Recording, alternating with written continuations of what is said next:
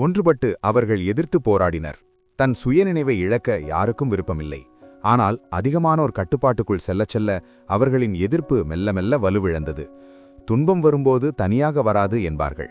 திடீரென மற்றொரு பயங்கர வெடிப்பு ஏற்பட்டது. இரத்த வெள்ளத்தில் நனைந்தபடி சிங் வான் வானத்தை நோக்கி சீறிப்பாய்ந்தான். தன் இரு கைகளையும் உயர்த்தி தனது டிராகன் ஆற்றலை நேரடியாக அந்த விண்வெளி சந்திரனை நோக்கி பாய்ச்சினான். அடுத்த நொடியே பிரகாசமான ஒளி மீண்டும் தோன்றி அவன் உடலை ஊடுருவியது.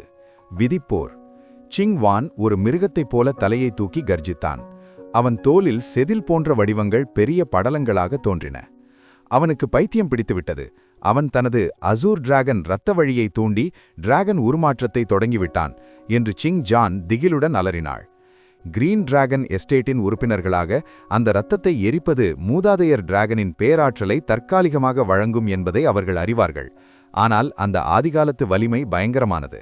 அது உடலை ஒரு டிராகனாக மாற்றி பகுத்தறிவை பறித்து ஒருவனை கொலை இயந்திரமாக மாற்றிவிடும். கிங் ஷியனிடம் தோல்வியடைந்து ஹெவன்லி மூன் மாயை வலைப்பின்னலால் புத்திபேதலித்த சிங் வான் இப்போது முழுமையான பைத்தியக்காரத்தனத்தின் இறுதிப்படிக்கு சென்றுவிட்டான்.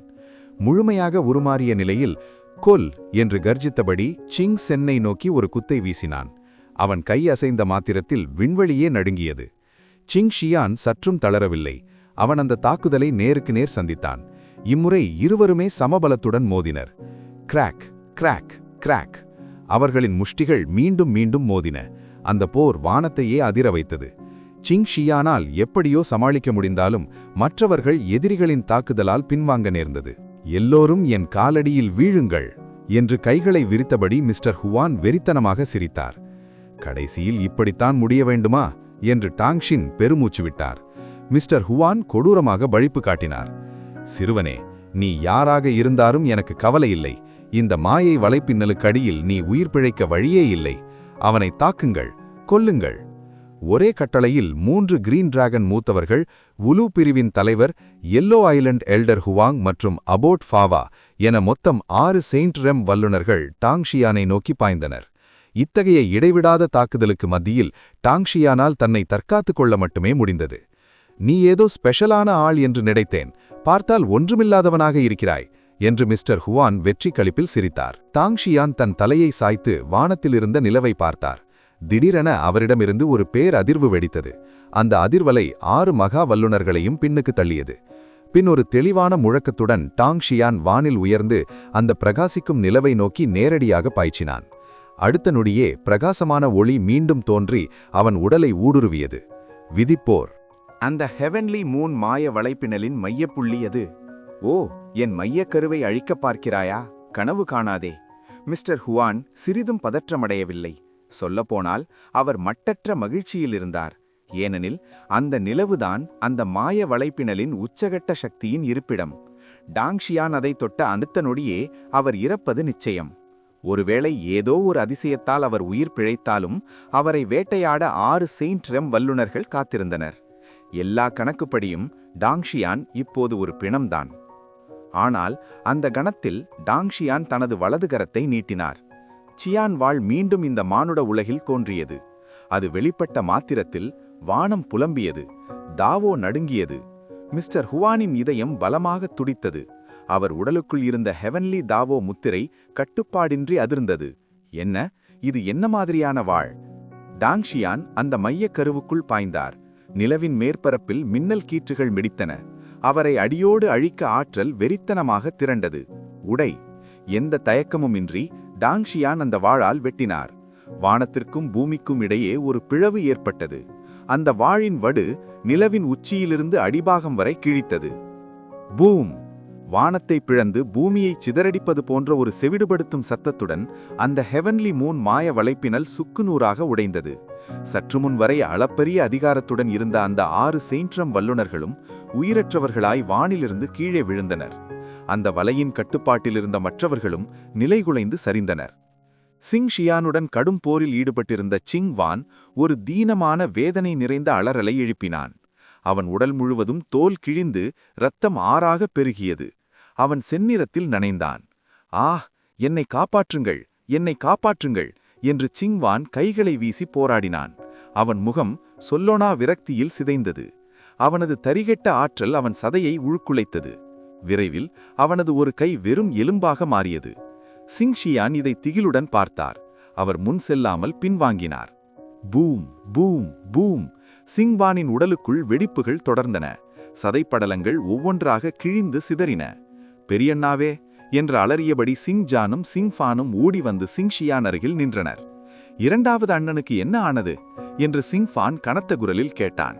சிங்ஷியான் பெருமூச்சு விட்டார். ஆற்றல் கட்டுக்கடங்காமல் போய்விட்டது. இனி அந்த தேவர்களாலும் அவனை காப்பாற்ற முடியாது. இறுதி வெடிப்புகளுடன் சிங்வானின் உடல் சாம்பலாகப் போனது. அவன் தலை மட்டும் எஞ்சியிருந்தது. அண்ணாவே, தம்பிகளே! சாகும் அந்த தருணத்தில் சிங்வானுக்கு சிறு தெளிவு பிறந்தது. ஆனால் அது காலம் கடந்த ஞானம். இறுதியில் அவனது மண்டையோடும் வெடித்து சிதறி புகையாக மறைந்தது. இரண்டாவது தம்பி சிங்ஷியான் கண்களை மூடிக்கொண்டார். கன்னங்களில் கண்ணீர் வழிந்தது. ஒரு சிறு தவறு முடிவில்லாத வருத்தத்திற்கு இட்டுச் சென்று விட்டது. இனி திரும்புவதற்கு வழியே இல்லை. அவர்கள் இப்போது நிரந்தரமாக பிரிந்துவிட்டனர். அத்தியாயம் 3.30. சந்திப்பு. என்கவுண்டர். அசுரகுல இளவரசன். ஒரு வாளால் நிலவை புதைத்தல். ஹெவன்லி மூன் மாய வளைப்பினல் வெடித்தது. அந்த மாயாஜால மாஸ்டரின் கண்களிலிருந்து மீண்டும் இரு கருப்பு இரத்தத்தாரைகள் பீரிட்டன. ஆ, என் கண்கள், என் கண்கள் என்று அவர் இரு கைகளாலும் முகத்தை மூடிக்கொண்டார். ஆனால் விரல்களுக்கிடையே அடர்த்தியான கருப்பு இரத்தம் வழிந்தது. அவனுடைய விரல்கள் அதை நிறுத்தவே முடியவில்லை. அந்த ஹெவன்லி மூன் மாயை வளைப்பின்னல் அவனது ஆன்மாவின் ஒரு அங்கமாக அவனது உடலோடும் ஆவியோடும் பின்னிப்பணைந்திருந்தது. டாங்ஷியான் ஒரே வெட்டில் அந்த வலையை துண்டித்தது அந்த மாயாஜால மாஸ்டரின் உணர்வுக்கடல் பகுதியை இரண்டாக பிளப்பதற்குச் சமம். அவன் அதிவேலமாக பின்வாங்கியிருக்காவிட்டால் அவனது ஆன்மாவின் அடித்தளமே சிதறிப்போய் அவன் ஒரு வெறும் அறிவற்ற முட்டாளாக மாறியிருப்பான். நீ ஒரு பிசாசு என்று அலறியபடி அந்த மாயாஜால மாஸ்டர் எவ்வித தயக்கமுமின்றி திரும்பி ஓடினான். அவனது தைரியம் முற்றிலும் உடைந்து போனது. அவனது ஆகச் சிறந்த துருப்புச்சீட்டு ஒரே அடியில் சிதறடிக்கப்பட்ட பின் அவனால் எப்படி தொடர்ந்து போரிட முடியும்? எனவே சாகும் வரை போராடுவதற்கு பதில் தப்பித்து ஓடுவதே அவனது முதல் எண்ணமாக இருந்தது. மாயாஜால மாஸ்டர் தொலைவில் மறைவதை டாங்ஷியான் குளிர்ந்த பார்வையுடன் கவனித்தார். சிங்ஷியான், மீதியை கவனித்துக்கொள், நான் இதோ வந்துவிடுகிறேன் என்று கூறிவிட்டு ஒரு நொடியில் அங்கிருந்து மறைந்தார். ஓடிக்கொண்டே இருந்த மாயாஜால மாஸ்டர் தனது ஆடைக்குள்ளிருந்து அவசர அவசரமாக சில மாத்திரைகளை எடுத்தான். அவை என்னவென்று பார்க்கக்கூட அவனுக்கு நேரமில்லை. ஒவ்வொன்றாக விழுங்கினான். அந்த மருந்துகளின் வீரியத்தால் அவனது பார்வை மெல்ல திரும்பியது. இருப்பினும் அது மங்கலாகவும் அடர் சிவப்பு நிறம் படர்ந்தும் இருந்தது. நாசமாய்ப் போகட்டும், எனது மாயைக் கண்கள் கடுமையாக பாதிக்கப்பட்டுள்ளன. இது குணமாக குறைந்தது 1 வருடமாவது ஆகும். அந்த ஹாப்பி ஸ்காலர் மிகவும் பயங்கரமானவர். ஒருவேளை தலைவர் விடவும் அச்சமூட்டுபவனாக இருக்கலாம். அவர் உண்மையில் யார்? சாவக்கேடு. திட்டம் தோல்வியடைந்து விட்டது. தலைவர் என்னை இரக்கமின்றி தண்டிப்பார். மாயாஜால மாஸ்டருக்கு அழுகையே வந்துவிட்டது. வெற்றியின் மிக அருகில் அவன் இருந்தான். சிங்வான், சிங்சான், சிங்ஃபான் 3 மூத்தவர்கள் மற்றும் அசூர் டிராகன் மேனரின் எண்ணற்ற போர் வீரர்கள் அனைவரும் அவனது கட்டுப்பாட்டில் இருந்தனர். அசூர் டிராகன் ஸ்பிரிட் பேர்ல் அவனது வசமாவது ஒரு சாதாரண விஷயமாக இருந்திருக்கும். வெற்றியை உறுதி செய்ய அவன் முன்னதாகவே சிங்ஷினை முடக்கி வைத்திருந்தான். இருப்பினும் இந்த ஹாப்பி லார்ட் திடீரென்று தோன்றுவார் என்று யார்தான் ஊகிக்க முடியும்? எவ்வித முயற்சியுமின்றி தனது அபார வலிமையால் அவர் எல்லா திட்டங்களையும் தவிடுபொடியாக்கினார். இத்தகைய அசாத்திய வலிமைக்கு முன்னால் அவனது தந்திரமான சூழ்ச்சிகள் அனைத்தும் வேடிக்கையாக தின்றின. என்னால் இதை ஏற்க முடியாது. சும்மா உட்கார்ந்து சாவை எதிர்பார்க்க மாட்டேன். ஏதாவது ஒரு வழியை நான் கண்டுபிடித்தே ஆக வேண்டும். மாயாஜால மாஸ்டர் தீவிரமாக யோசித்துக் கொண்டிருந்த அதே வேளையில் பின்னாலிருந்து ஒரு எலும்பை உறைய வைக்கும் கொலைவெறி சீறி வந்தது. அவன் திரும்பி பார்த்தபோது டாங்ஷியான் மிக வேகமாக அவனை நெருங்கிக் கொண்டிருப்பது வெறும் கண்ணுக்கே தெரிந்தது.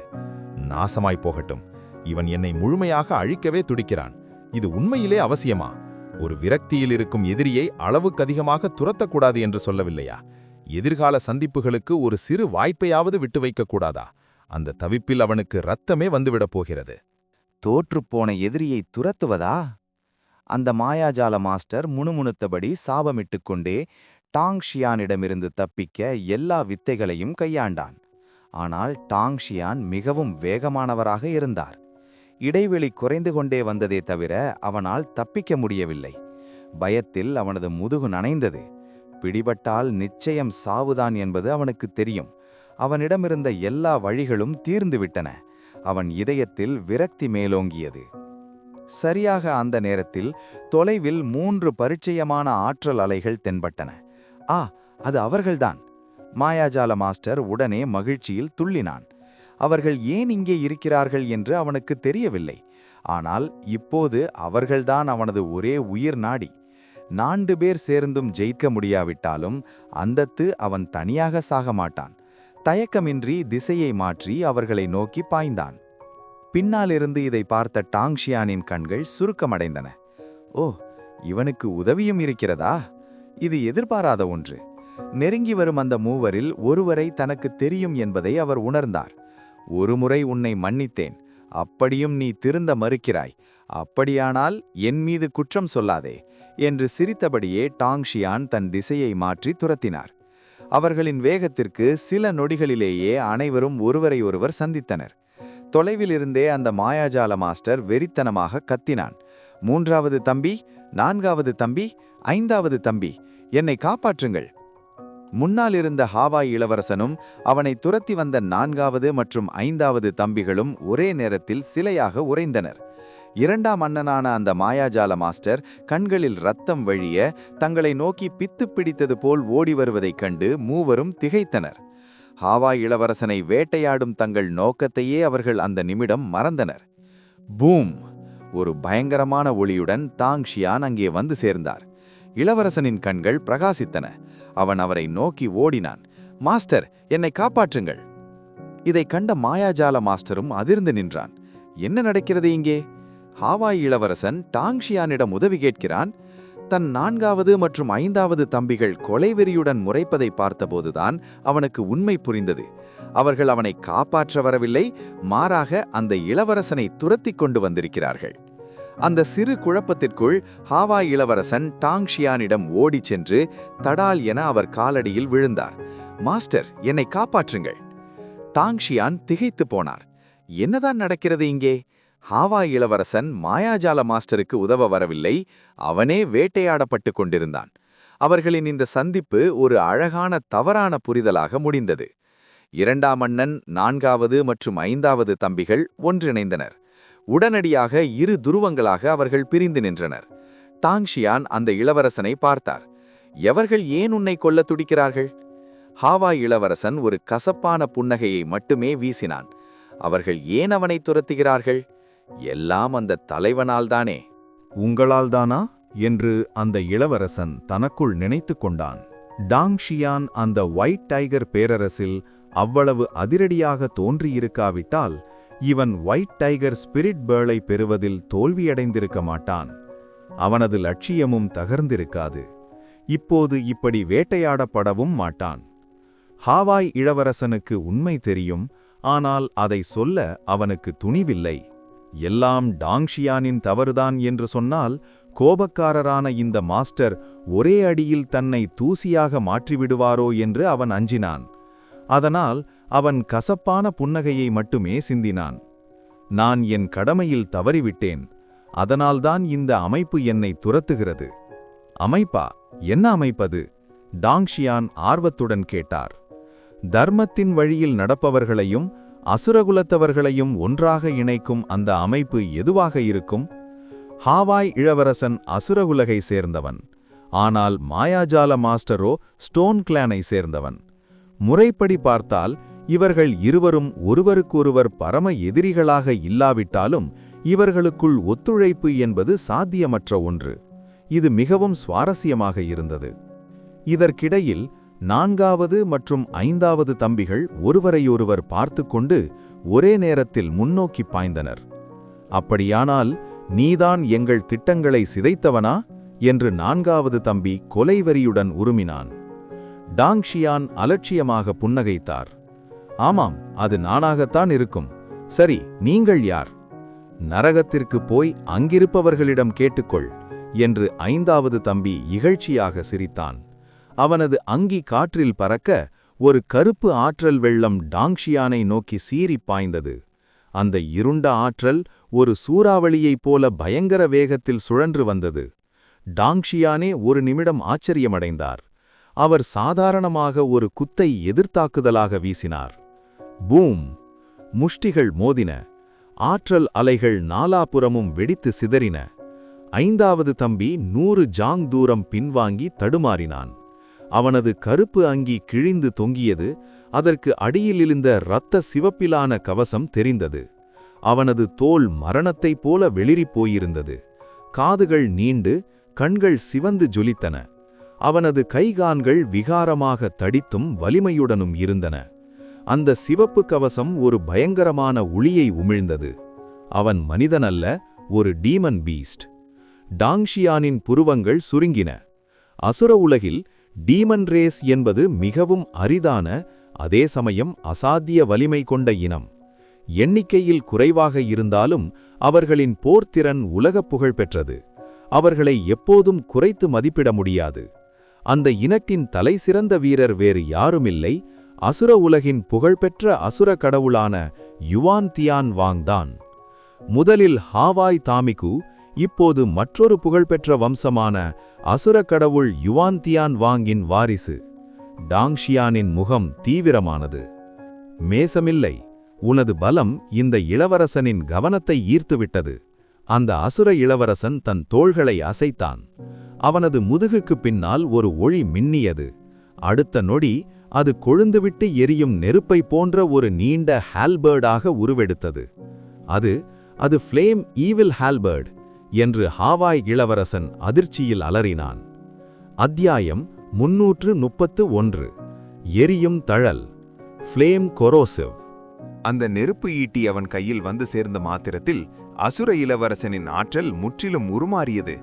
அவனது உடலுக்குள்ளிருந்து ஒரு வெளிரிய தழல் சீறிப்பாய்ந்து அவனை முழுவதுமாக சூழ்ந்து கொண்டது. அவனது சக்தி அசுர வேகத்தில் அதிகரித்தது. அது அசுரகுலத்தின் தடை செய்யப்பட்ட இரகசிய கலை, ஷிஷான் கலை. டாங்ஷியானின் முகத்தில் ஆச்சரியத்தின் ரேகைகள் தென்பட்டன. அவர் இந்த கலையைப் பற்றி ஏற்கனவே கேள்விப்பட்டிருக்கிறார். இதை உருவாக்கியவர் வேறு யாருமில்லை, அசுர உலகின் புகழ்பெற்ற போர்வீரர்களில் ஒருவரான யுவான் தியான் வாங் தான். மற்ற இனங்களைப் போலல்லாமல் அசுர இனம் மற்ற எல்லா குலங்களிலிருந்தும் தனித்து நின்றது. அவர்களது உடல்கள் ஹெவன்லி தாவோ எனப்படும் விதியாலேயே கைவிடப்பட்டவை, பிறவியிலேயே குறைகள் நிறைந்தவை. இந்த விஷயத்தில் டாங் குடும்பத்தை விடவும் அசுர இனத்தவர் அதிக துயரத்தை சந்தித்தனர். டாங் குடும்பம் ஒரு காலத்தில் புகழின் உச்சியில் இருந்தது. ஆனால் அசுர இனமோ பிறந்தது முதலே சபிக்கப்பட்டது. அவர்களின் உடல்கள் ஓட்டைகள் நிறைந்தும் சிதைந்தும் அழுகும் நிலையிலும் இருந்தன. உயிர் பிழைப்பதற்காக தலைமுறையாக அசுர முன்னோர்கள் எல்லா வழிகளையும் கையாண்டு எண்ணற்ற உயிரிழப்புகளை சந்தித்தனர். இறுதியாக ஒரு மாபெரும் மேதை தோன்றினார். அவர்தான் பின்னாளில் அசுரக் கடவுள் என்று அழைக்கப்பட்ட யுவான் தியான் வாங். சாகும் தருவாயிலிருந்த அவர் அசுர உலகின் பாதாள ஆழத்தில் உறங்கிக் கொண்டிருந்த ஒரு அபூர்வமான மூலப்பொருளை கண்டறிந்தார். அது அவருடன் ஒன்றிணைந்தபோது ஒப்பிட முடியாத ஒரு பேராற்றல் உருவானது. அந்த ஆற்றலே ஷிஷான் தழல் என்று அழைக்கப்பட்டது. அது உண்மையான நெருப்பல்ல, வடிவத்தில் மட்டுமே நெருப்பை போன்றது. இந்த தழலின் பலத்தால் யுவான் தியான் வாங்கின் சக்தி பெருகியது. அவர் எண்ணற்ற எதிரிகளை வீழ்த்தி அசுர உலகின் ஒரு புராண நாயகனாக உயர்ந்தார். இருப்பினும் அவரது பேராற்றலால் கூட அசுர இனத்தை அவர்களது துயரத்திலிருந்து முழுமையாக மீட்டெடுக்க முடியவில்லை. காலப்போக்கில் யுவான் தியான் வாங்கும் அந்த அசுர இனமும் அமைதியாக மறைந்து போயின. ஆனால் இன்று மீண்டும் அந்த இனத்தைச் சேர்ந்த ஒருவன், அதுவும் அந்த அசுர இளவரசனே நேரில் தோன்றுவான் என்று யார் நினைத்திருப்பார்கள்? உனக்கு ஷிஷான் கலை பற்றி தெரிந்திருக்கிறது என்றால் நீ செத்தாய் என்று அசுர இளவரசன் யாவோஷிங் கொடூரமாக சிரித்தான். அவன் தனது நெருப்பு ஈட்டியை உயர்த்தி முழு பலத்துடன் கீழ்நோக்கி வெட்டினான். கடகட அந்த வெளிரிய ஷிஷான் தழல் விண்வெளியையே கிழித்துக்கொண்டு ஒரு பயங்கரமான வடுவை உண்டாக்கி டாங்ஷியானை நோக்கி பாய்ந்தது. டாங்ஷியான் லேசாக புருவத்தை சுருக்கியபடி அதை தடுக்க தனது உள்ளங்கையை உயர்த்தினார். பூம்! நடுவானில் நெருப்புப் பொறிகள் சிதறி நாலாபுரமும் பறந்தன. அந்த ஷிஷான் தழல் சிதறிப்போனதாக தோன்றிய கணத்தில் யாவோஷிங்கின் விகாரமான புன்னகை மாறாமல் அப்படியே இருந்தது. அடுத்த நொடியே சிதறிய அந்த பொறிகள் பசித்த ஓநாய்களைப் போல சீறி வந்து டாங்ஷியானின் ஆன்மீக ஆற்றலை பற்றிக் கொண்டன. ஒரு இடி முழக்கத்துடன் பெரும் நெருப்புப் பிழம்பு வெடித்து டாங்ஷியானை அப்படியே விழுங்கியது. இதைக் கண்ட ஹவாய் பேரரசின் மூத்த மகன் குய்ஹாவ் அதிர்ச்சியில் உறைந்தான். ஷிஷான் தழலின் பயங்கரத்தை அவன் நன்கு அறிந்திருந்தான். குய்ஹாவோ உடனடியாக 100 ஜாங் தூரம் பின்வாங்கி நெருப்பில் மூழ்கியிருக்கும் டாங்ஷியானை நம்ப முடியாமல் பார்த்தான். ஒருவேளை இப்படியே முடிந்துவிடுமா? இவ்வளவு பயங்கரமான ஒரு சக்தி வாய்ந்த உயிர் இப்படி சாதாரணமாக அழிந்து விடுமா? மறுபுறம் யாவோஷிங் வெறித்தனமாக சிரித்தான். நீ ஏதோ விசேஷமானவன் என்று நினைத்தேன். ஆனால் நீ வெறும் குப்பைதான். இந்த ஷிஷான் தழல் ஆன்மீக ஆற்றலை உணவாக கொள்ளும். ஒருமுறை இது ஒருவரை தீண்டிவிட்டால் அவர்களை ஒன்றுமில்லாமல் எரித்து சாம்பலாக்கிவிடும். இது ஒரு மீட்க முடியாத பேரழிவை உண்டாக்கும் சக்தி. முன்னொரு காலத்தில் அசுரக் கடவுள் யுவான்தியான் வாங் இதே நெருப்பை பயன்படுத்தி எண்ணற்ற ஜின்கர்களை அழித்திருக்கிறார். மேலும் அசுரகுலத்தினர் இந்த தழலின் மூலம் மற்றவர்களை அழிக்கும்போது அந்த எதிரிகளின் பலத்தை அவர்கள் அப்படியே உறிஞ்சிக் கொள்ள முடியும். இதனால்தான் ஒவ்வொரு போருக்குப் பிறகும் அசுர வீரர்கள் முன்பை விட வலிமையடைந்தனர். அவர்களை தூண்ட எவருக்கும் துணிச்சல் இல்லை. இப்போது இவ்வளவு பேராற்றல் கொண்ட டாங்ஷியான் அந்த நெருப்பிற்கு இரையானால் யாவோஷிங் அவரது சக்தியை உறிஞ்சி தன் பலத்தை பல மடங்கு பெருக்கிக் கொள்வான். வானை தொடும் அளவிற்கு அந்த ஷிஷான் தழல் ஆக்ரோஷமாக எரிந்தது. யாவோஷிங் தனது நெருப்பு ஈட்டியை அலட்சியமாக தோளில் போட்டுக்கொண்டான். அவன் முகத்தில் ஒரு குளிர்ந்த ஏளன புன்னகை. நல்லது, அந்த சக்தி இனி எனக்கே சொந்தம். ஆனால் அவன் பேசி முடித்த அடுத்த நொடி அந்த தணல் பிழம்பிற்குள்ளிருந்து ஒரு அமைதியான குரல் கேட்டது.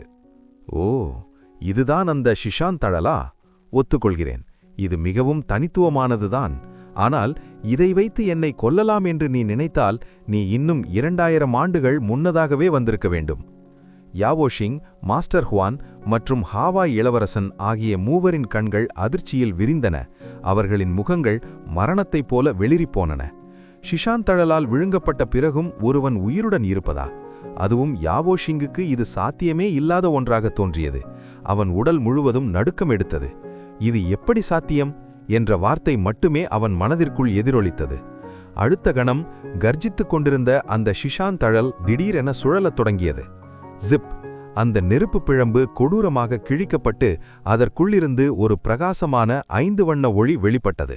அங்கே டாங்ஷியான் கைகளை கட்டிக்கொண்டு நின்றிருந்தார். அவரது தலைக்கு மேலே ஒரு சிறிய தாமரை வடிவ நெருப்பு மிதந்து கொண்டிருந்தது. அது ஒளிமயமாகவும் அசைக்க முடியாததாகவும் இருந்தது.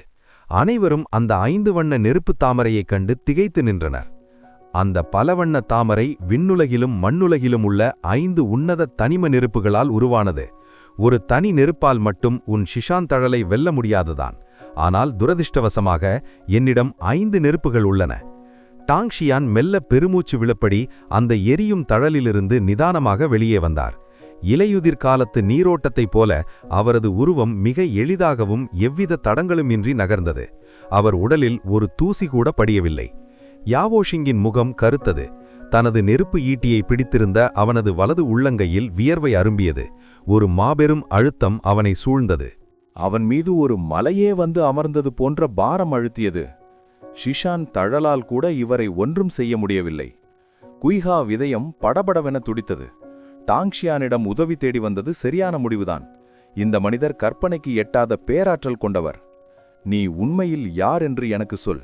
இந்த ஸ்பிரிட் பேர்களை சேகரிப்பதில் உன் நோக்கம் என்ன என்று டாங்ஷியான் கனிவாக கேட்டார். முதலில் எல்லாவற்றிற்கும் பின்னணியில் இருப்பது ஹெவன்லி தாவோவின் 6 குலங்கள் என்றுதான் அவர் நம்பினார். ஆனால் யாவோஷிங் தோன்றிய பிறகு விஷயங்கள் அவ்வளவு எளிதானவை அல்ல என்பதை அவர் உணர்ந்தார். இது முற்றிலும் இயல்புக்கு மாறானது. யாவோஷிங்கின் முகம் கருத்தது.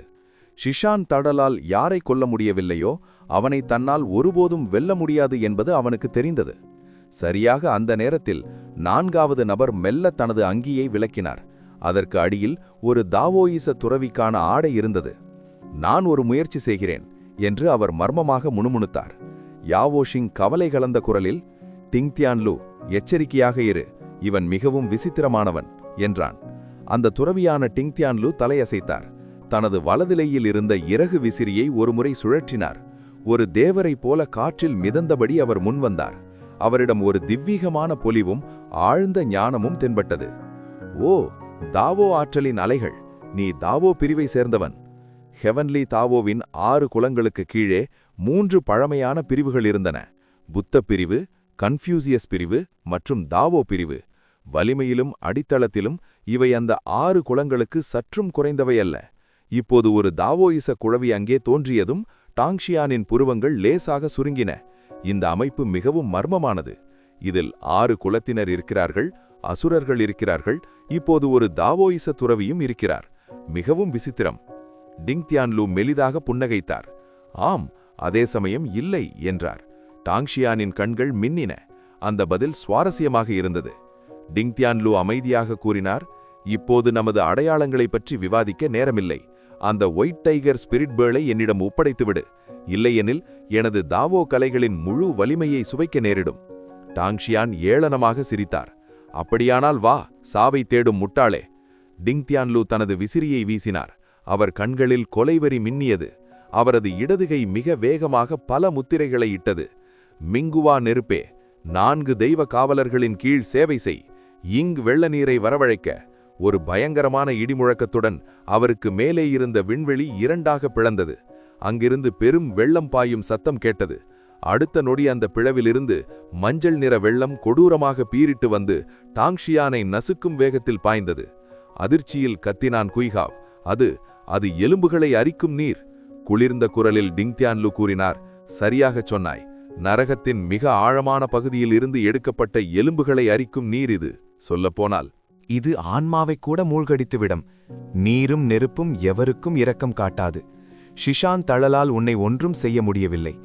இப்போது இந்த எலும்புகளை அரித்தும் நீர் உன்னை என்ன செய்கிறது என்று பார்ப்போம். அந்த வெள்ள நீர் ஆக்ரோஷமாக சுழன்று ஒரு பிரம்மாண்டமான நீர் டிராகனாக உருவெடுத்தது. அது தனது வாயை அகலத் திறந்து டாங்ஷியானை அப்படியே விழுங்க பாய்ந்தது. ஓ, மிகவும் சுவாரஸ்யமாக இருக்கிறது. ஒரு ரகசிய வித்தை மாஸ்டர். டாங்ஷியான் உண்மையாக சந்திக்கும் முதல் வித்தை மாஸ்டர் இவர்தான். அவரது கண்கள் ஆர்வத்தில் மின்னின. எரியும் காற்று நெருப்புத் தாமரை. ஒரு சிறு எண்ணத்தாலேயே அந்த 5 வண்ண நெருப்புத் தாமரை வெறித்தனமாக சுழலத் தொடங்கியது. அத்தியாயம் 332. ஏ குலத்தின் நிழல். அந்த 5 வண்ண தாமரை சுழன்று ஒரு நெருப்பு சுவராக மாறி அந்த நச்சு நீரை தடுத்தது. பூம்! நீரும் நெருப்பும் மோதிக்கொண்டதில் ஆவி மேகங்கள் கிளம்பின. அத்தகைய உன்னத நெருப்பின் வலிமையால் அந்த எலும்புகளை அரிக்கும் நீரால் ஒரு அங்குலம் கூட முன்னேற முடியவில்லை. உண்மையிலேயே உன்னத நெருப்பு என்பதற்கு தகுதியான ஒன்றுதான் பொறாமையாக இருக்கிறது. தன் நீர் தடுக்கப்பட்டதைக் கண்டும் டிங் தியான்லூ பதற்றமடையவில்லை. மாறாக அவர் அங்கீகரிப்பது போல தலையசைத்தார்.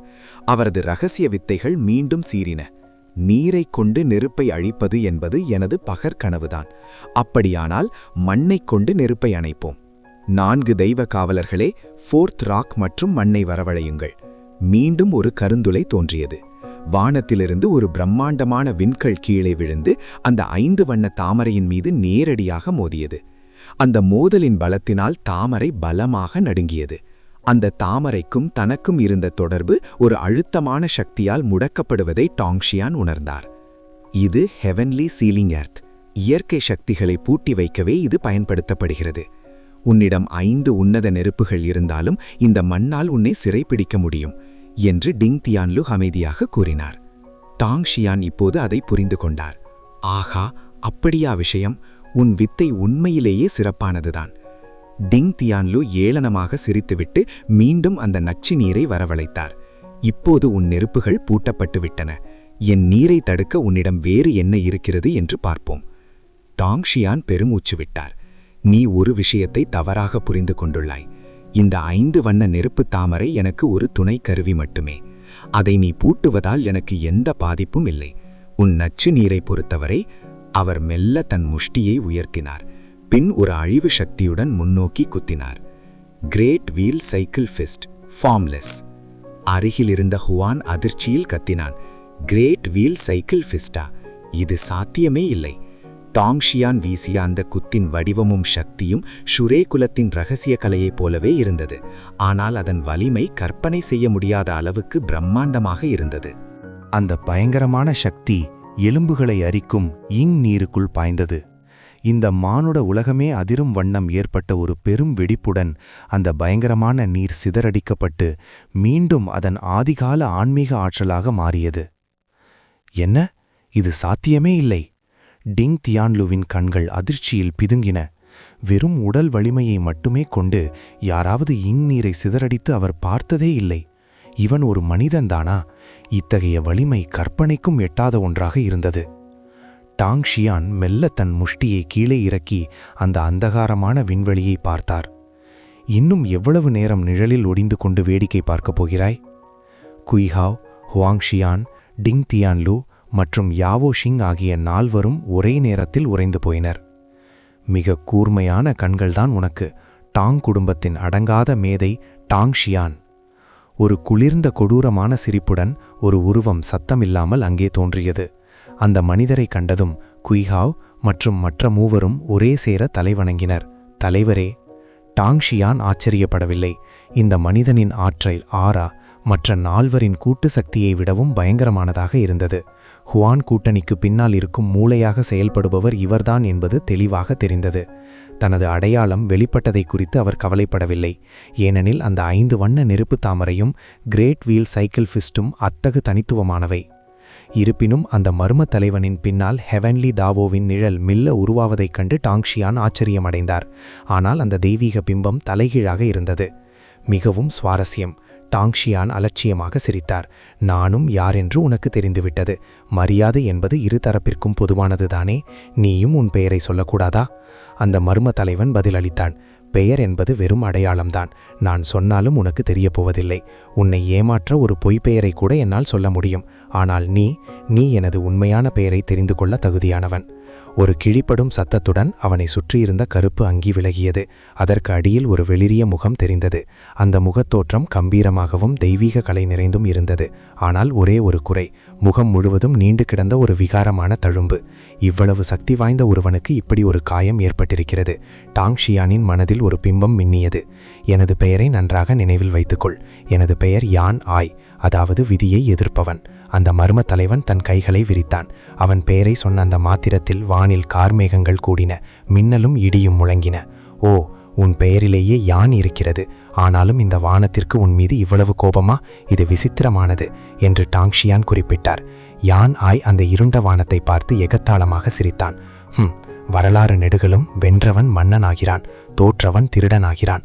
போரில் ஏற்பட்ட ஒரே ஒரு சிறு தவறு, அதற்கு பாரு எவ்வளவு பெரிய தண்டனை. விதியே, விரைவில் ஒரு நாள் நான் உன்னைக் கொன்று எனக்கு சொந்தமான அனைத்தையும் நான் மீண்டும் மீட்டெடுப்பேன். யானாயின் முகத்தை பார்த்த டாங் ஷியானுக்கு உண்மை புரிந்தது. யானாயின் காயம் யூஃபான் என்பவனுடன் தொடர்புடையது என்பது உறுதியானது. ஹெவன்லி தாவோவின் குலத்தில் ஒரு காலத்தில் ஒரு புராணம் இருந்தது என்று டாங் ஷியான் பேசத் தொடங்கினார். ஹெவன்லி தாவோவின் ஆசீர்வாதத்துடன் இரட்டை சகோதரர்கள் பிறந்தார்கள். நிகரற்ற புகழுடன் அவர்கள் ஆசீர்வதிக்கப்பட்டிருந்தார்கள். அவர்கள் எத்தகைய போர்க்கலைகளையும் தியான நுட்பங்களையும் தொட்டாலும் அதை உடனடியாக கற்றுக்கொண்டார்கள். தங்களுக்கு நிகரான மற்ற வீரர்களை விட பல மடங்கு உயர்ந்து நின்றார்கள்.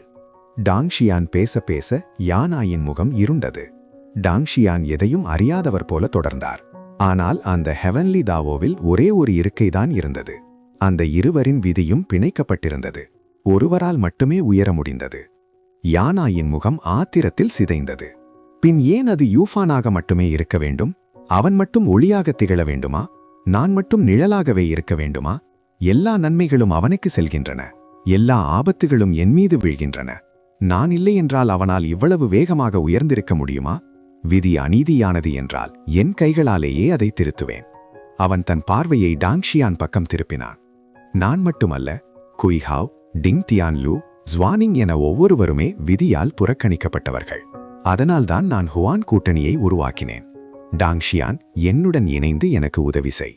உனது டாங் குடும்ப எதிரிகளை பழிவாங்க கூட நான் உனக்கு உதவுவேன். நீ என்ன சொல்கிறாய்? டாங் ஷியானின் இதயம் லேசாக துடித்தது. ஹுவான் கூட்டணியின் இந்த 5 மகா வல்லுநர்களும் பேரரசுகளையே கவிழ்க்கக்கூடிய வலிமை படைத்தவர்கள். அவர்களுடன் இணைவது அவரது பாதையை எளிதாக்கும். ஆனால் டாங் ஷியான் மெலிதாக புன்னகைத்தார். நான் பிறவியிலேயே சோம்பேறி. தனியாக நடப்பதே எனக்கு பழக்கம். எந்த அமைப்பிலும் சேருவதில் எனக்கு ஆர்வமில்லை. யானாயி தன் கண்களை சுருக்கினான். அவன் மனதில் என்ன ஓடுகிறது என்று தெரியவில்லை. அவன் இப்போது தாக்க மாட்டான் என்பது டாங் ஷியானுக்கு தெரியும். ஏனெனில் அதில் எந்த பயனும் இல்லை. அவர்களுக்குள் அவர்கள் மோதிக்கொண்டால் அந்த 6 ஹெவன்லி குலங்கள்தான் மகிழ்ச்சி அடையும். 3 ராஜ்யங்களின் காலத்தில் ஷூ மற்றும் வூர் ராஜ்யங்களுக்கு இடையே எவ்வளவு பிளவு இருந்தாலும் அவர்கள் வெய் ராஜ்யத்திற்கு எதிராக ஒன்றுபட வேண்டியிருந்தது. இந்த 5 ஸ்பிரிட் பழுதலை வைத்து நீ என்ன செய்யப் போகிறாய் என்று என்னிடம் சொல்ல முடியுமா?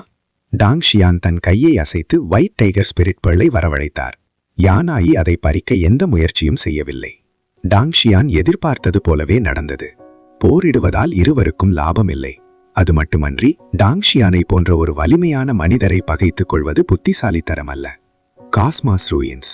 யானாயி இந்த 2 வார்த்தைகளை மட்டும் உச்சரித்தான். டாங்ஷியானின் கண்கள் அதிர்ச்சியில் விரிந்தன. Cosmos ruins. காஸ்மாஸ் பேரரசர். செயின்ட் ரெம் நிலைக்கு மேலே புகழ்பெற்ற பேரரசர் நிலை இருந்தது. அந்த நிலையை அடைபவர்கள் ஹெவன்லி தாவோவின் ஆதிகால ரகசியத்தை கண்டறிவார்கள் என்று சொல்லப்பட்டது. எனவே போர்வீரர்கள் அந்த நிலைக்கு உயர்ந்தவுடன் இந்த உலகத்தை கைவிட்டு செல்லவே விரும்பினர். உயர்ந்த நிலைகளுக்கு செல்வதே அவர்களின் நோக்கம். டாங்ஷியான் பண்டைய நூல்களில் பேரரசர் நிலை பற்றி படித்திருக்கிறார். ஆனால் இதுவரை அது அவருக்கு எட்டாத தூரத்தில் இருப்பதாகவே தோன்றியது. இந்த 5 ஸ்பிரிட் பேர்ல்கள் தான் காஸ்மோஸ் ரூயின்ஸ்கான திறவுகோள்கள். அதனால்தான் நான் அவற்றை சேகரிக்க வேண்டும். பிறகு யான் ஆய் தனது வலது உள்ளங்கையை திருப்பினான். ஒரு கருப்பு முத்து அவன் கையில் தோன்றியது. டாங்ஷியானின் கண்கள் சுருக்கமடைந்தன. அது பிளாக் டாட்டாய் ஸ்பிரிட் பேர்ல். யான் ஆய் கையில் வைத்திருந்தது அந்த 5 மகாமுத்துக்களில் ஒன்றான ஷ்வான்வோ ஸ்பிரிட் பேர்ல் ஆகும். அத்தியாயம் 333.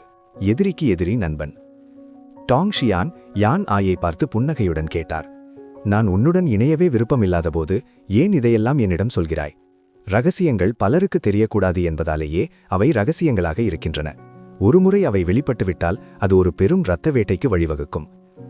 5 முத்துக்களையும் கைப்பற்றி அந்த தெய்வீக சிதைவுகளை திறக்க யான் ஆய் இவ்வளவு நுணுக்கமாக திட்டமிட்டிருக்கிறான் என்றால் அவனது உறுதிப்பாடு அசைக்க முடியாதது. அவனது லட்சியம் அத்துடன் நின்று விடாது என்பதையும் அவனிடம் இன்னும் ஆழமான சதித்திட்டங்கள் இருப்பதையும் டாங்ஷியான் உணர்ந்தார். எனவே ஒரு புலியுடன் தோல் வியாபாரம் செய்ய அவர் ஒருபோதும் முன்வரமாட்டார். யான் ஆயின் கண்களில் ஒரு மின்னல் வெட்டியது. நீ ஒரு போலி அடையாளத்தை பயன்படுத்துவது அந்த 6 ஹெவன்லி குலங்களின் பிடியிலிருந்து தப்பிக்கத்தானே? டாங்ஷியான் அதை மறைக்கவில்லை. நீ சொல்வது சரிதான். யான் ஆய் கொடூரமாக சிரித்தான். நீ திட்டமிட்டே ஒயிட் டைகர் பேரரசின் முன் உன் அடையாளத்தை வெளிப்படுத்தினாய். அந்த 6 குழு தலைவர்களையும் உன்னை துரத்த வைத்தாய். பிறகு நீ இறந்து விட்டதாக நாடகமாடி அவர்களை ஏமாற்றினாய். நீ எப்படி மீண்டும் உயிர் தெழுந்தாய் என்று எனக்கு தெரியவில்லை. ஆனால் ஒன்று மட்டும் நிச்சயம், உன் இலக்கை நீ அடைந்து விட்டாய். ஆனால் இப்போது உன் ரகசியம் என் வசம் உள்ளது. நீ உயிருடன் இருப்பதை நான் அந்த 6 குலங்களிடம் சொன்னால் உனக்கு தாங்க முடியாத தொல்லைகள் வரும். டாங்ஷியான் தன் புருவத்தை உயர்த்தினார். நான் அதை பற்றி கவலைப்படுவேன் என்று நினைக்கிறாயா?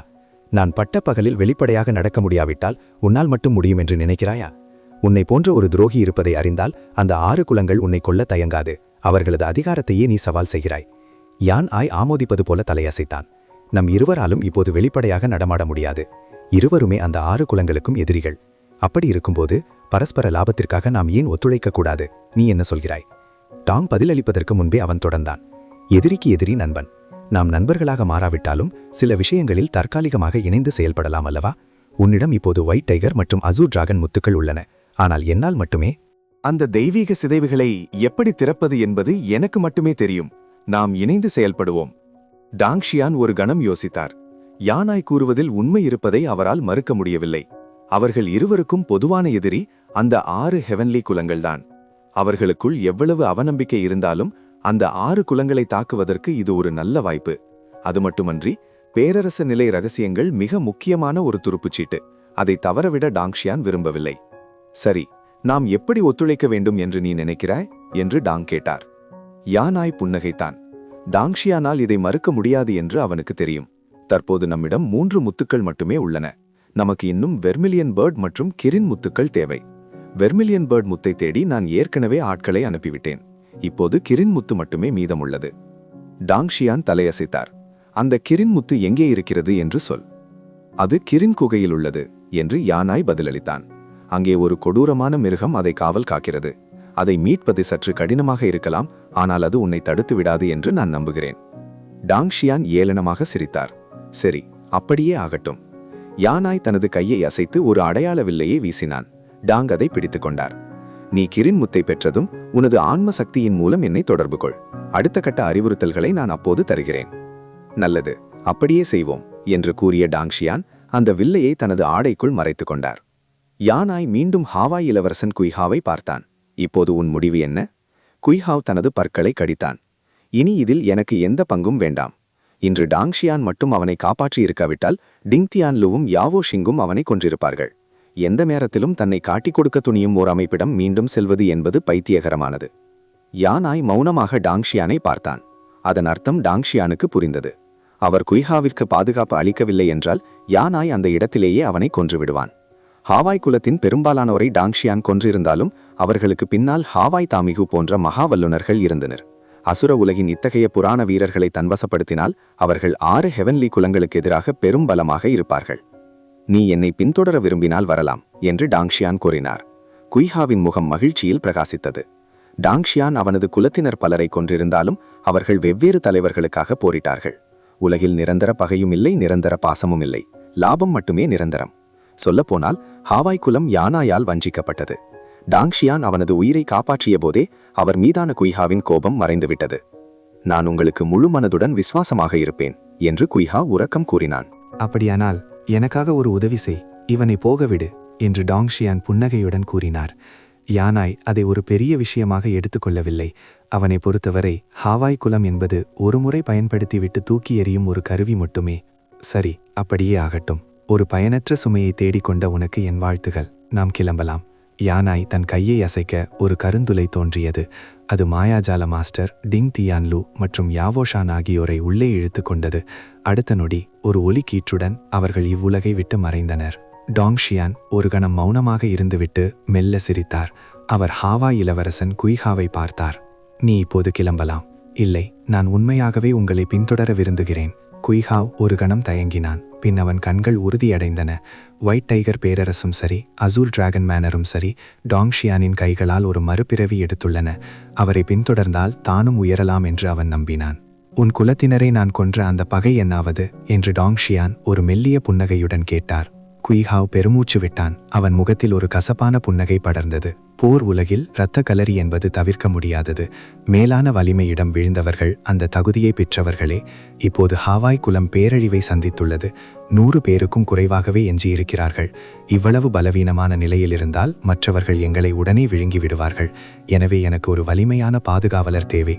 நீங்கள்தான் இருப்பதிலேயே வலிமையானவர். நான் உங்களுக்கு விசுவாசமாக இருக்க சத்தியம் செய்கிறேன். தயவு செய்து என்னை காத்திடுங்கள். பேசி முடித்ததும் குய்ஹாவ் ஒரு முழங்காலிட்டு அமர்ந்து தன் தலையை தாழ்த்தி ஒரு புனிதமான இரத்த சத்தியம் செய்தான். டாங்ஷியான் உண்மையாகவே ஆச்சரியமடைந்தார். ஹாவாய் இளவரசன் இவ்வளவு தெளிவானவனாகவும் தீர்க்கமானவனாகவும் இருப்பான் என்று அவர் எதிர்பார்க்கவில்லை. ஹாவாய் குலத்தை தனது கட்டுப்பாட்டிற்குள் கொண்டுவர அவர் ஏற்கனவே திட்டமிட்டிருந்தார். இப்போது எப்படி மறுக்க முடியும்? மிகவும் நல்லது. உன் விசுவாசம் உண்மையானது என்பதால் உன்னை ஏற்றுக்கொள்கிறேன். குய்ஹாவ் மற்றற்ற மகிழ்ச்சி அடைந்தான். நன்றி மாஸ்டர். அவன் எழுந்து டாங்ஷியானுக்கு பின்னால் மரியாதையுடன் நின்றான். சிறிது நேரத்தில் இருவரும் அசூர் டிராகன் மேனருக்கு திரும்பினர். அந்த பெரும் போருக்கு பிறகு அந்த மாளிகை முழுவதுமாக சிதைந்து இடிபாடுகளாக கிடந்தது. இதை கண்ட விருந்தினர்கள் அனைவரும் அவசரமாக அங்கிருந்து கிளம்பினர். உட்பகையாலும் போராலும் பலவீனமடைந்த அசூர் டிராகன் மேனருடன் இனி உறவு கொள்வதில் எந்த பயனும் இல்லை என்பது அந்த முட்டாள்களுக்கு கூட தெரியும். அது மட்டுமன்னே, அவர்கள் ஏற்கனவே டிராகன் ரத்தத்தை பெற்றுவிட்டனர். பின் ஏன் இடிந்த மாளிகையோடு சேர்ந்து துன்பப்பட வேண்டும்? ஆடைக்கு மெருகூட்ட பலர் முன் வருவார்கள். ஆனால் குளிரில் வாடுபவனுக்கு கரியும் துணியும் தர யாரும் வரமாட்டார்கள் என்பார்கள். உலகம் அப்படித்தான் இருந்தது.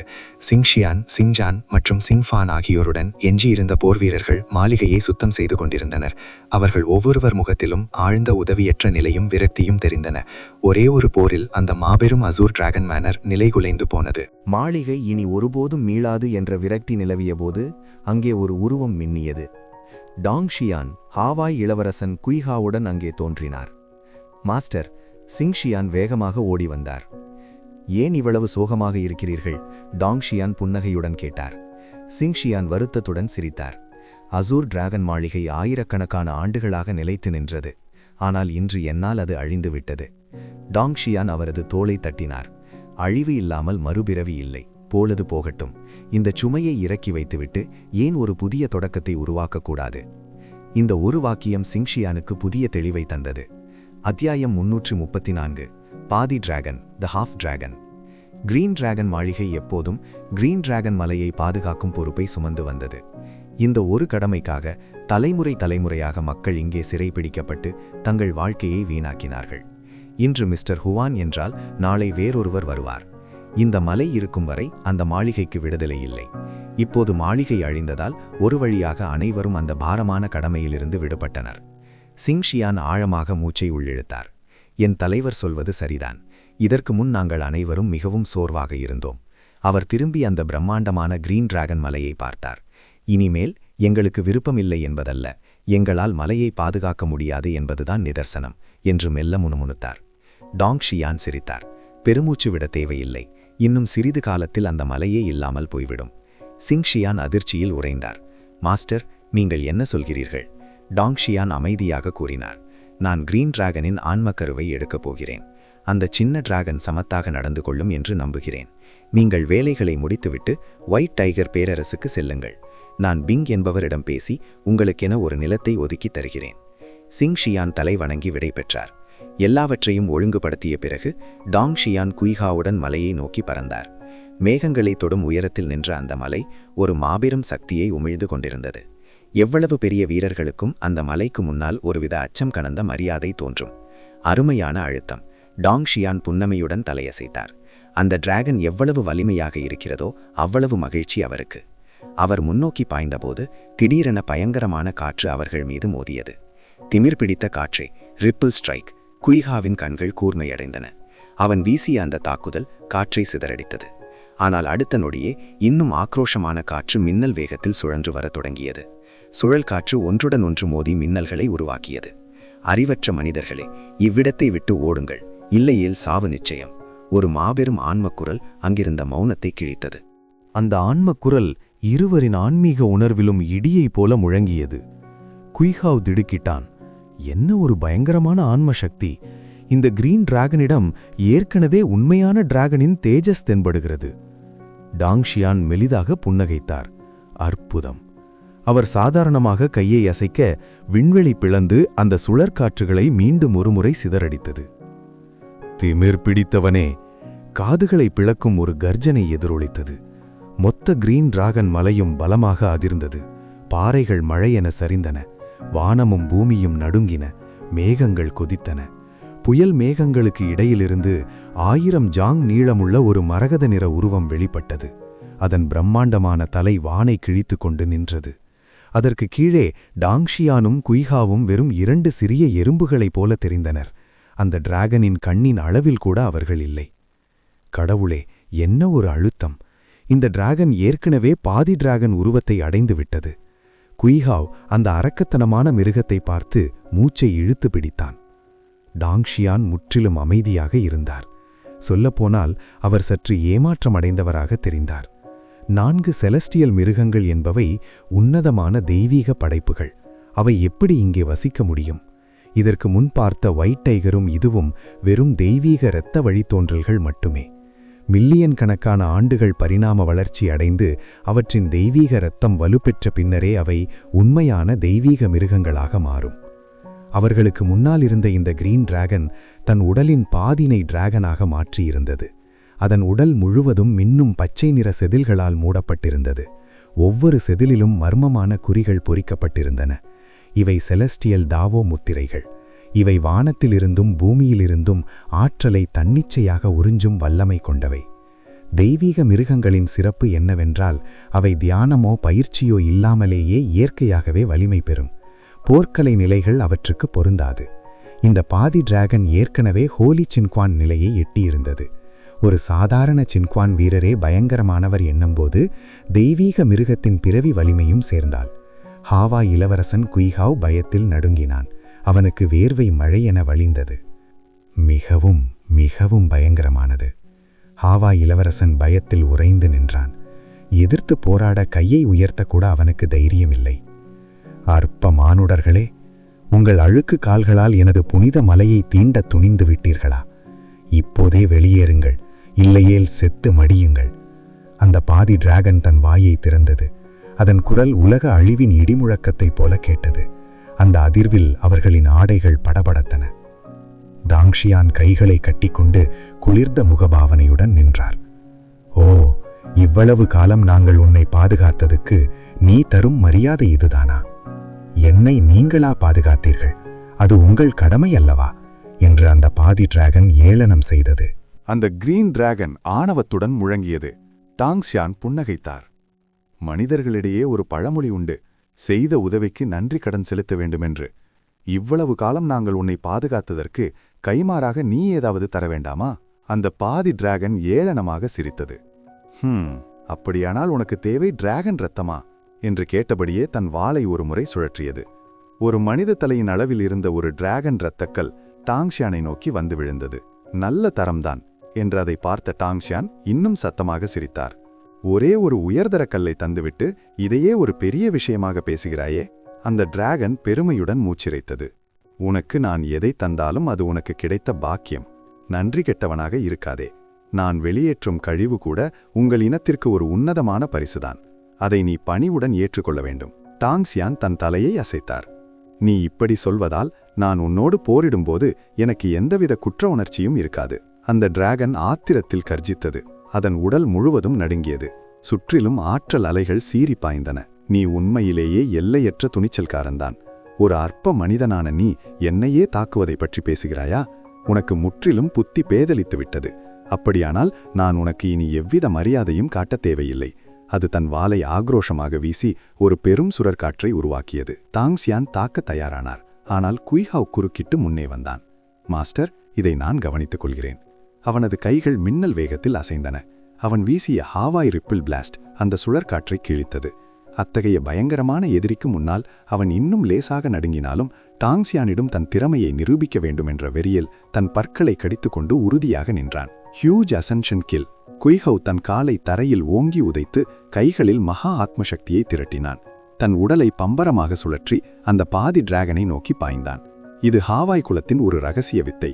உடலின் சுழற்சி வேகத்தை பயன்படுத்தி வலிமையை பல மடங்கு அதிகரிப்பதே இதன் சிறப்பு. இது சரியாக தாக்கினால் அந்த பாதி டிராகனை நிலைகுலையக்கூடும். வெறும் வித்தை. அந்த பாதி டிராகன் எள்ளி நகையாடியது. அதன் கண்கள் திடீரென ஒளியால் ஜொலித்தன. அந்த கண்களிலிருந்து 2 மரகத நிற கதிர்கள் புறப்பட்டு குய்ஹாவை நேருக்கு நேர் தாக்கின. ஒரு பேரிடி முழக்கத்துடன் வெடிப்பு ஏற்பட்டது. தூசியும் பாறைகளும் சிதறி பறந்தன. குய்ஹாவ் தூக்கி எறியப்பட்டு ஒரு மலை உச்சியில் மோதி விழுந்தான். அவன் வாயிலிருந்து ரத்தம் பீரிட்டது. ஒரு ஹோலி சின்குவான் நிலை வல்லுநரிடம் அவனால் ஈடு கொடுக்கவே முடியவில்லை. இப்போதாவது பாரார்ப்பமானுடனே இந்த டிராகனின் உண்மையான பலத்தை. என் காலடியில் விழுந்து மன்னிப்பு கேள். அந்த பாதி டிராகன் தன் பிரம்மாண்டமான உடலை சுழற்றி தாக்கியது. அந்த டிராகன் தன் உடலால் மலைச்சரிவில் மோதியது. அந்த அதிர்வில் வானமே நடுங்கும் வண்ணம் இடிமுழக்கம் ஏற்பட்டது. டாங்ஷியான் மெல்ல பெருமூச்சு விட்டார். சின்ன கிரீன் டிராகனே, உன்னால் எவ்வளவு சிரிக்க முடியுமோ அவ்வளவு சிரித்துக்கொள். இன்னும் சிறிது நேரத்தில் நீ சிரிப்பதற்கு எதுவுமே மிஞ்சப் போவதில்லை. டாங்ஷியானின் வார்த்தைகளை கேட்ட அந்த பாதி டிராகன் இன்னும் சத்தமாக சிரித்தது. அறிவற்ற, பயமற்ற மனிதர்களின் வழக்கமான பேச்சு. அடுத்த நொடியே அதன் சிரிப்பு மறைந்து அதற்கு பதில் ஒரு கொடூரமான வன்மம் முகத்தில் படர்ந்தது. அது தன் வாளை ஆக்ரோஷமாக சுழற்றி தாக்கியது.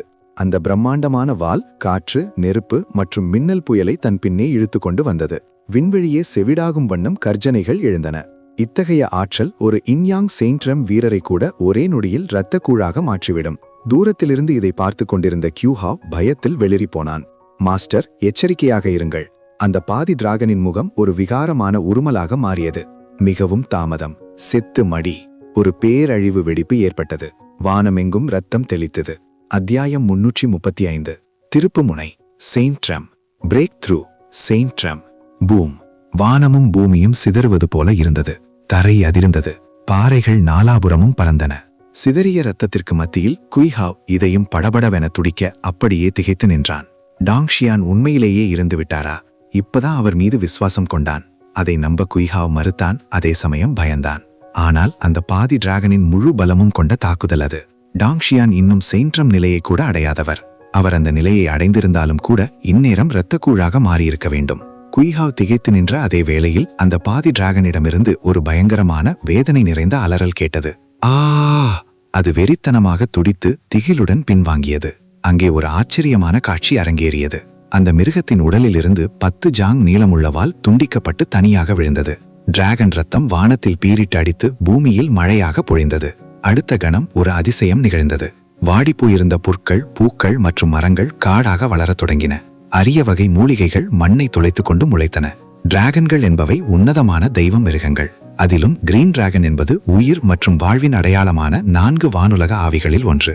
இந்த பாதி டிராகன் இன்னும் முழுமையான டிராகனாக மாறவில்லை என்றாலும் அதன் இரத்தத்தில் இருந்த டிராகன் சக்தி அபரிமிதமான உயிர் ஆற்றலை கொண்டிருந்தது. டாங்ஷியான் அந்த 10 ஜாங் நீளவாலை தன் வலது கையில் பிடித்து பின்னதை சாதாரணமாக தூக்கி எறிந்தார். இதை பிடித்துக்கொள். இது ஒரு நிஜமான புதையல். குய்ஹாவ் அந்த வாளை பிடித்துக் கொண்டான். அவன் எச்சிலை விழுங்கினான். ஒரு காலத்தில் யானாய்தான் உலகிலேயே நிகரற்றவர் என்று அவன் நினைத்திருந்தான். ஆனால் இப்போதுதான் தான் ஒரு கிணற்று தவளையாக குறுகிய புத்தியுடன் இருந்ததை உணர்ந்தான். டாங்ஷியானின் திறமைகள் கற்பனைக்கும் அப்பாற்பட்டவை. அவர் ஒரு மாபெரும் சக்தி. யானாய் வலிமையானவராக இருக்கலாம், ஆனால் அவரிடம் ஒரு எல்லை இருந்தது. ஆனால் டாங்ஷியானோ ஆழம் காண முடியாத ஒரு மகா சமுத்திரம் போல இருந்தார்.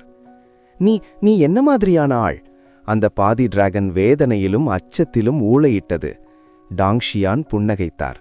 நானா, நீ மட்டமாக நினைத்த அந்த அற்ப மானுடன் தானே நான்? இதை கேட்ட அந்த டிராகனுக்கு ரத்தமே கக்கிவிடும் போல இருந்தது.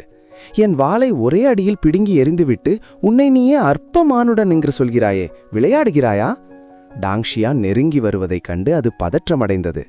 இந்த டிராகன் தனது தோல்வியை ஒப்புக்கொள்கிறது, அடுத்த முறை பார்த்து கொள்ளலாம் என்று கூறியபடி அது உடனடியாக தப்பித்து ஓட முயன்றது.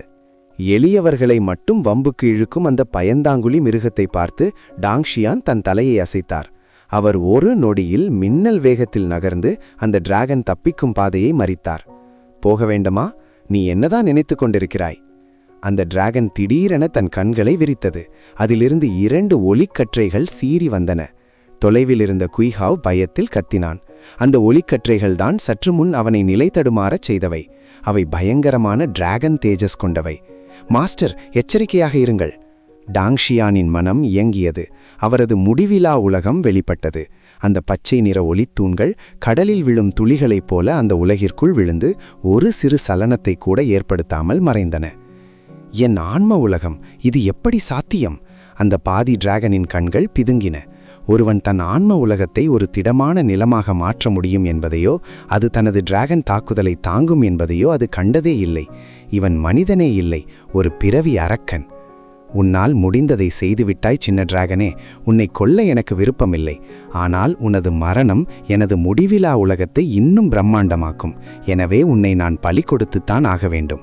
டாங்ஷியான் அந்த பாதி டிராகனின் முகத்தில் ஒரு குத்து விட்டார். கிராக்! டிராகனின் மண்டையோடு பிளந்தது. அதன் கண்கள் சொருகின. அது உணர்வின்றி சரிந்தது. டாங்ஷியான் கையை நீட்டினார். அந்த டிராகனின் தலை உச்சியிலிருந்து ஒரு சிறிய பச்சை நிற டிராகன் உருவம் வெளிப்பட்டது.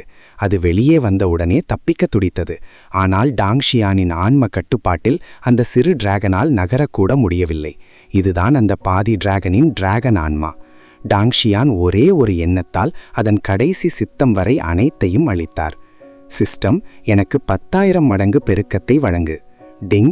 10,000 மடங்கு துகள் பெருக்கம் செயல்படுத்தப்பட்டது. இலக்கின் கூறுகள் பகுப்பாய்வு செய்யப்படுகின்றன. டிங்! பெருக்கம் நிறைவடைந்தது. வாழ்த்துகள் ஹோஸ்ட், நீங்கள் ஒரு அஸ்யூர் டிராகன் கிங் ஆன்மாவை பெற்றுள்ளார்கள். டாங்ஷியான் அந்த பெருக்கப்பட்ட ஆன்மச்சாரத்தை தனது முடிவிலா உலகிற்குள் வீசினார். ரோர்! அஸ்யூர் டிராகன் கர்ஜித்தது. அந்த முடிவிலா உலகமே அதிர்ந்தது. மேற்கு பகுதியை தற்காத்து நின்ற ஒயிட் டைகர் கிங் ஒரு பெரும் சக்தியை உணர்ந்தது. தன்னுடைய நிலைக்கு இணையான மற்றொரு சக்தி உள்ளே நுழைவதை உணர்ந்து மேற்கு பகுதியில் இருந்த ஒயிட் டைகர் தலை நிமிர்ந்து ஆக்ரோஷமாக கர்ஜித்தது. அந்த அசூர் டிராகன் முடிவிலா உலகத்தின் கிழக்கு பகுதிக்குச் சென்று அங்கே நிலை பெற்றது. அடுத்த நொடி அந்த உலகமே மீண்டும் அதிர்ந்தது. அதன் உள்ளாற்றல் பெருக்கெடுத்தது. டாங்ஷியானின் தேஜஸ் ஆரா வானைத் தொடும் அளவிற்கு உயரத் தொடங்கியது. முடிவிலா உலகத்திற்குள் எண்ணற்ற தாவோ விதிகள் கொந்தளித்தன. டாங்ஷியானின் பார்வை கூர்மையடைந்தது. செயின்ட்ரெம் நிலைக்கு முன்னேற இதுவே சரியான தருணம். அவர் பல கோடி மைல் தூரத்திலுள்ள ஆன்மீக ஆற்றலை ஒரே நேரத்தில் ஈர்த்து தனது முடிவிலா உலகிற்குள் செலுத்தினார். அந்த ஆற்றல் வெள்ளம் அவரது நரம்பு மண்டலத்திற்குள் சீறி பாய்ந்தது. ஹாஹா! டாங்ஷியான் தலை நிமிர்ந்து சிரித்தார். அவரது சிரிப்பு விண்ணையும் மண்ணையும் அதிரச் செய்தது. இருப்பினும் விதியின் சோதனையைத் தவிர்க்க அவர் தனது முடிவிலா உலகைக் கொண்டு அந்த ஆற்றலை மறைத்தார்.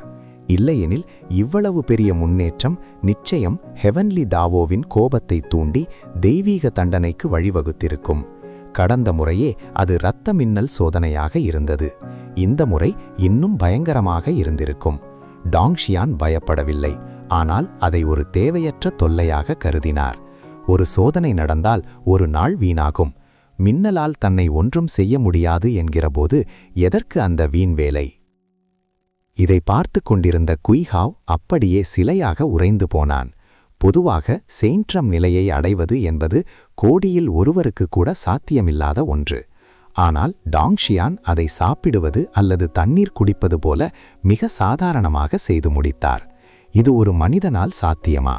அதைவிட பயங்கரம் என்னவென்றால், அந்த நிலையை அடைந்த சில நொடிகளிலேயே பல ஆண்டுகள் தவம் செய்தவரைப் போல அவர் அந்த நிலையை தன்வசப்படுத்தினார். ஒரு அரக்கன், உண்மையான பிறவி அரக்கன். குய்ஹாவ் வியப்பில் நடுங்கினான். அதே சமயம் அவனுக்குள் ஒரு உற்சாகம் பிறந்தது. நிகரற்ற, எவராலும் வெல்ல முடியாத ஒரு தலைவனுக்கு சேவை செய்ய யாருக்குத்தான் பிடிக்காது? டாங்ஷியான் இப்படித்தானே இருக்கிறார். அசூர் டிராகன் கிங்கின் சக்தியை பெற்ற பிறகு டாங்ஷியானின் பலம் பல மடங்கு அதிகரித்தது. குறிப்பாக அவரது முடிவிலா உலகம் முன்பை விட 2 மடங்கு விரிவடைந்தது. இப்போது அதன் அளவு கற்பனைக்கும் எட்டாததாக இருந்தது. ஒரு லைஃப் அண்ட் டெத் செயின்ட்ரம் வல்லுநரை கூட எதிர்கொள்ளும் வலிமை அவருக்கு கிடைத்தது.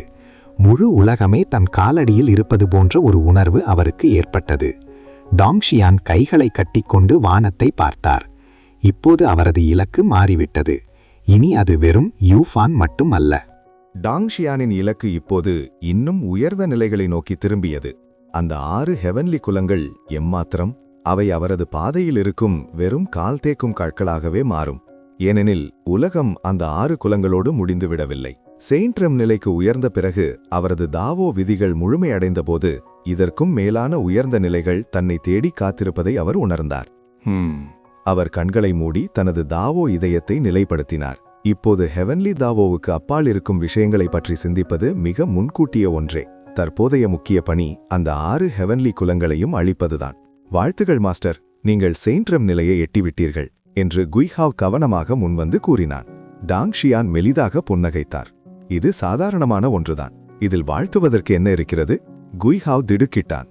உங்களுக்கு வேண்டுமானால் இது சாதாரணமாக இருக்கலாம் மாஸ்டர். அத்தியாயம் 336. மாஸ்டர், நீங்களே என் கடவுள். டாங்ஷியான் செயின்ட் நிலையை எட்டியதைக் கண்ட குய்ஹாவால் தன் பொறாமையை மறைக்க முடியவில்லை.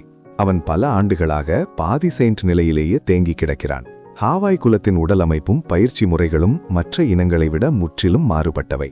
அவர்களின் கலை ஹாவாய் ஸ்லேயிங் இன்டென்ட் ஃபார்முலா என்று அழைக்கப்பட்டது.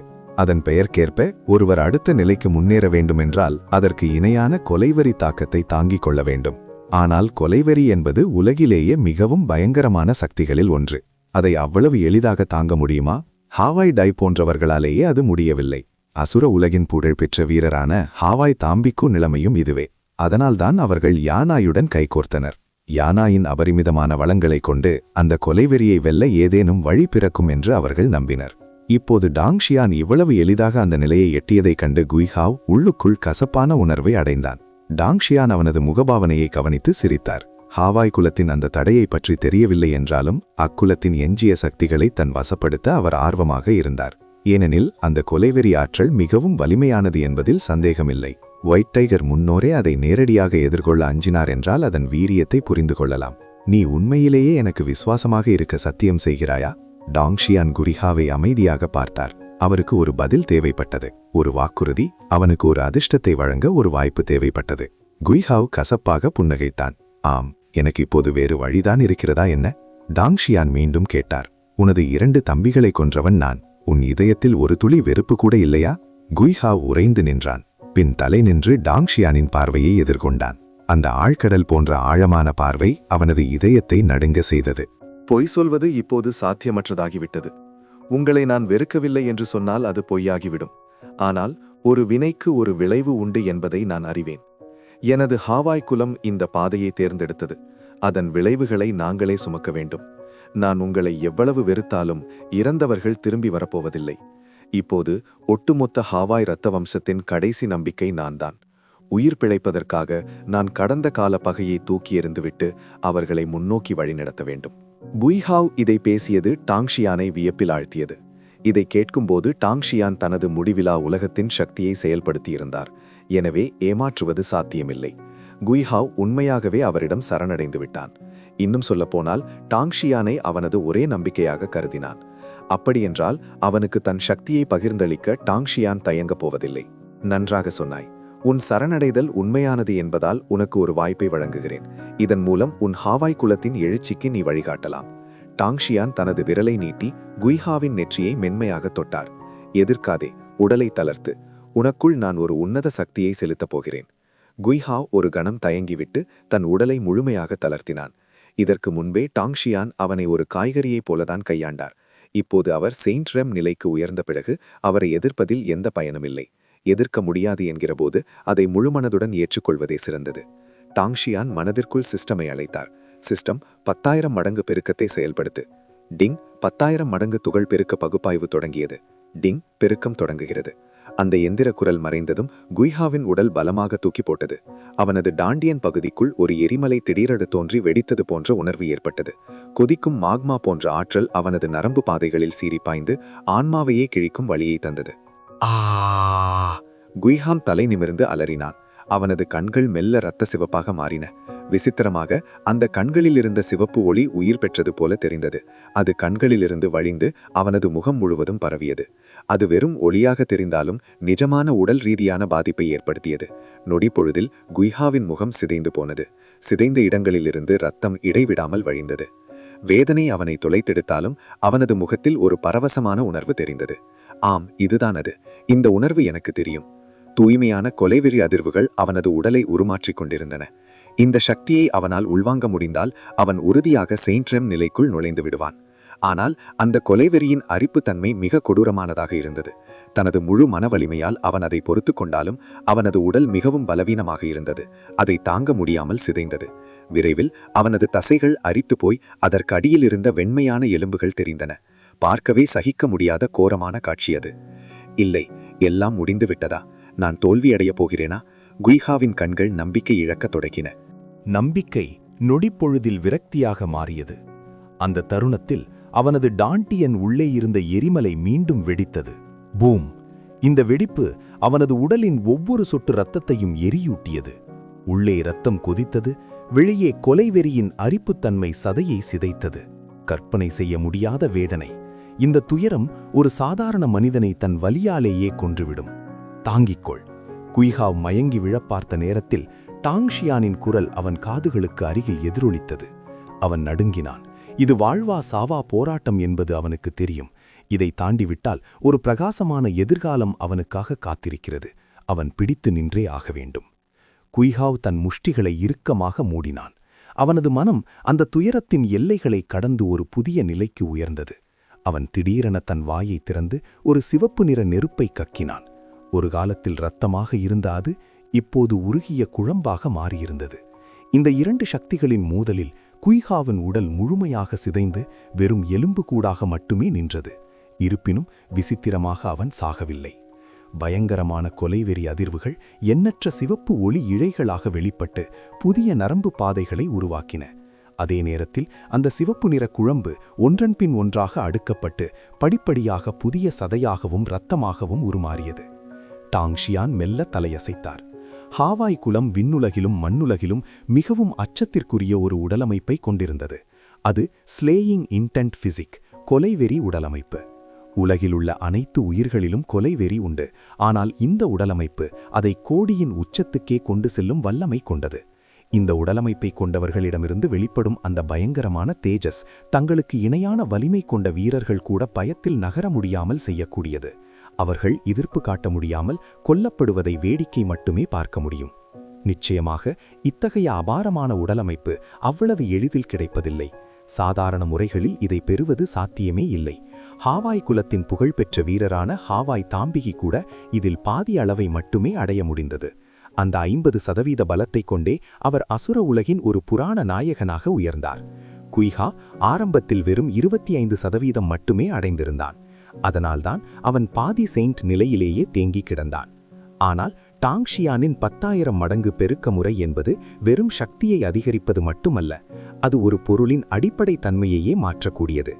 எனவே இந்த சித்தம் குய்ஹாவின் ஒவ்வொரு அணுவையும் செம்மைப்படுத்தி பழைய அணுகளை எரித்துவிட்டு புதியவற்றை உருவாக்கியது. இதன் மூலம் அவன் நேரடியாக பெறப்போவது அந்த முழுமையான ஸ்லேயிங் இன்டென்ட் பிசிக் உருவான அந்த மாத்திரத்தில் குய்ஹாவ் தன் தலையை உயர்த்தி ஒரு காட்டுமிராண்டித்தனமான கர்ஜனையை வெளியிட்டான். எல்லையற்ற ஆன்மீக ஆற்றல் அலையலையாக திரண்டு அவனது உடலுக்குள் பாய்ந்தது. சக்தி, இதுதான் உண்மையான சக்தி. குய்ஹாவால் தன் கண்களையே நம்ப முடியவில்லை.